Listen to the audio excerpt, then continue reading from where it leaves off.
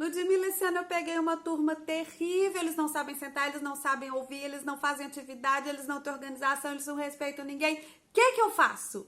Foi isso que eu vim aqui te ensinar em 4 passos a resolver. 4 passos simples e firmes que você vai tomar para consertar isso daí na sua sala de aula. Meu nome é Ludmila Lima, eu sou professora, psicopedagoga, dou aula há mais de 15 anos na rede pública do estado de Minas Gerais. Já alfabetizei muitas crianças, já ajudei muitos professores a alfabetizarem também.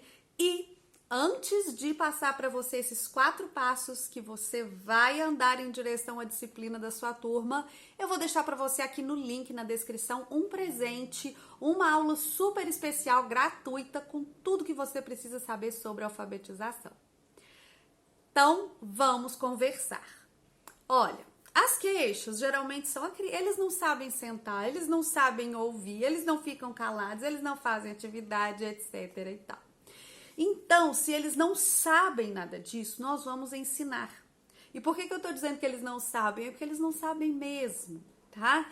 Pra gente é muito óbvio que eles têm que ficar quietos, que eles têm que sentar, que eles têm que concentrar, mas óbvio é o que a gente já sabe. A gente precisa orientar as crianças do que a gente espera delas, sobre o que a gente espera delas, sobre qual é o comportamento que a gente espera delas.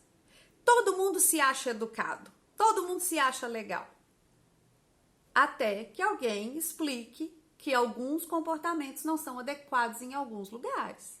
Então, nós precisamos, nesse tempo de acolhimento, nesses primeiros dias, orientar tudo. Vou dar um exemplo. Ali uns 20 minutos antes do recreio. Pessoal, daqui a pouco vai dar o horário da gente sair para o lanche. Quando eu disser que pode sair, primeiro você tem que organizar seu material. Depois você tem que sair devagar, sem se esbarrar em ninguém. Porque senão, na hora que você falar, pessoal, tá na hora do recreio, podem sair, eles vão levantar, deixar tudo em cima da mesa do jeito que está, sair correndo, esbarrando um no outro, empurrando um ao outro. Quando voltar do recreio, você vai ter umas 5 queixas de lapiseira que sumiu, porque rolou de cima da mesa e caiu. Então, a gente precisa explicar para as crianças. Eu sei que é óbvio, mas a gente precisa explicar. Oriente. Oriente sobre as tarefas, oriente sobre as atividades. Pessoal, eu vou corrigir aqui no quadro as atividades. Primeiro eu vou passar a atividade para você fazer, se tiver dúvida me chama. Vai fazer sozinho, se tiver dúvida me chama. Depois eu vou corrigir lá no quadro. Quem acertou, marca com certinho. Quem errou, apaga e faz certo. Não tem criança que vai lá e risca onde errou, igual que você faz na prova. Então tem que orientar a criança, tem que explicar tudo direitinho como é que é. Olha, quando a gente chega aqui na sala, vocês estão dando volta na escola, é para vir direto para a sala, é para sentar, não é para fazer fila no pátio para a gente vir junto, cada escola tem uma rotina, né? Mas isso tem que ser explicado para a criança. Pessoal, hoje, para conseguir começar a aula, eu tive que esperar 5 minutos, isso não pode acontecer. Quando der o horário, o professor entrar na sala, vocês já têm que fazer silêncio para a professora falar o que é que a gente vai fazer e tal. E ambiente de sala de aula, você nunca vai gritar, você nunca vai falar alto, você nunca vai fazer barulho, porque é um ambiente em que você tem que ouvir as pessoas, você tem que ouvir seu colega, você tem que ouvir a professora. Então, oriente para tudo. Tudo que você for fazer pela primeira vez, oriente. Nós vamos fazer desta maneira. Nós vamos proceder desse jeito. Porque aí eles vão saber o que é que você está esperando deles. Bom, então, primeiro passo dos 4 que eu te falei é orientar. Explicar passo a passo de tudo que você vai fazer. Tá? De tudo.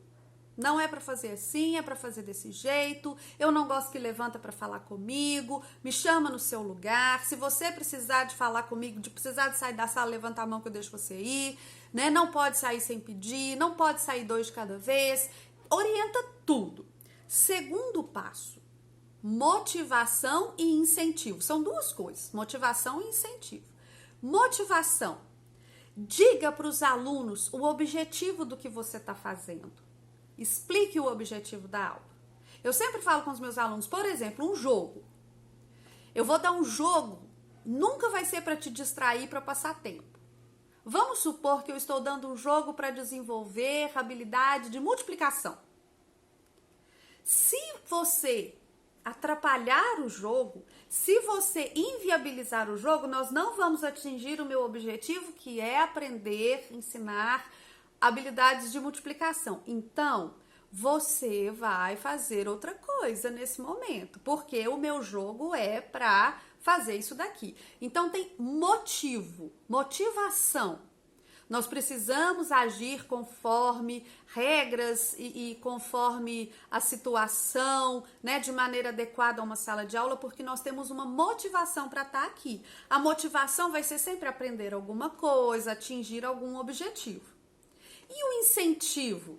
O incentivo é um agrado que você vai fazer para o seu aluno.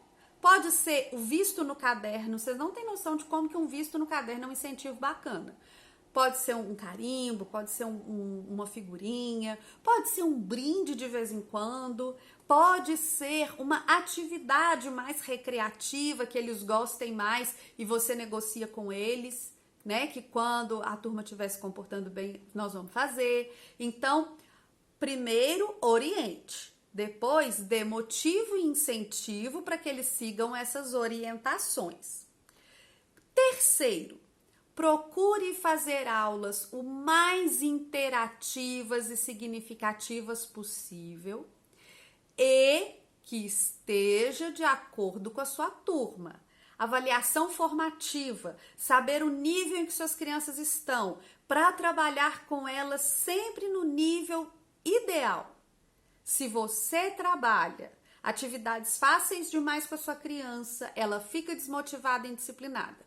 Se você trabalha atividades difíceis demais com a sua criança, ela fica desmotivada e indisciplinada. Fácil demais ou difícil demais, fica desmotivada e indisciplinada. Então, trabalhe ali na zona de desenvolvimento proximal, né? Então, planeje bem isso daí. De preferência, atividades interativas, interessantes, contextualizadas num contexto de interesse das crianças. Isso aí quem vai te mostrar são elas, né? Quais são os interesses delas. Você vai ficar trabalhando, vai ficar dando aula de desenho animado? Não. Você vai dar aula da habilidade que você precisa, inserida no contexto do interesse dela. É isso que eu tô falando. Bom, então olha só. Eles sabem o que eu espero deles. Eles têm motivo e incentivo para isso e eu tô dando uma aula muito legal. Mesmo assim, às vezes vai acontecer ou às vezes vai acontecer com crianças aleatórias ou vai ter um aluno que vai insistir em não cumprir os combinados, não cumprir as regras. Aí, para isso, a gente precisa de consequências. Quais são as consequências de não cumprir as regras? As consequências são que a criança vai ter prejuízo na aprendizagem. As consequências são que, às vezes, ela vai ter restrições. Então, se eu estou dando um jogo, como eu disse lá no comecinho, estou dando um jogo para aprender matemática. Esse aluno está impedindo todos os outros de jogar, está impedindo todos os outros de desenvolver essa habilidade. O que a gente vai fazer? Vai dar uma atividade diferente de matemática para ele fazer sentado no lugar dele, enquanto os outros estão jogando. Garanto para você que da próxima vez ele vai jogar direitinho, tá? Outras consequências, a gente vai fazer ocorrência na agenda, escrever para os pais o que está acontecendo, converse sobre isso com a sua supervisão, converse sobre isso na reunião de pais, tá? Que não é uma afronta, não é um xingamento, não é um castigo, é para os pais estarem cientes do que está acontecendo com o filho deles, né? Então, a ocorrência na agenda, o registro na direção, quando for algo mais grave, chamar os pais para conversar, isso tudo é consequência. E preste muita atenção nisso daqui, muita atenção. No início do ano, você está sendo testado. Os alunos vão testar os limites. Você vai dizer o que é que pode e o que é que não pode e qual é a consequência de fazer o contrário do que você disse. E alguns alunos vão testar os limites. Então, se você disse que quem não jogar dentro das regras ali do joguinho de matemática. Não vai jogar, vai fazer outra atividade, você tem que ter outra atividade para que essa criança faça, para que os outros possam jogar. Para que os outros entendam que as regras são importantes, têm que ser seguidas e você possa jogar o ano inteiro, porque senão eles vão percebendo que é bagunça, que é mais permissivo e eles vão abusando e empurrando cada vez mais os limites para longe deles, para longe da sua sala de aula. Então, você nunca deve ameaçar seus alunos, você nunca deve maltratá-los, mas você precisa ser firme para cumprir regras e consequências, senão você perde o controle. Eu espero que esse vídeo te ajude a sua turma a se harmonizar e seus alunos a aprenderem muito. Se você gostou, é muito importante para o canal que você deixe o seu like. Também pode ser importante para outras professoras receber um vídeo desse que você compartilha com elas. Grande beijo e até a próxima!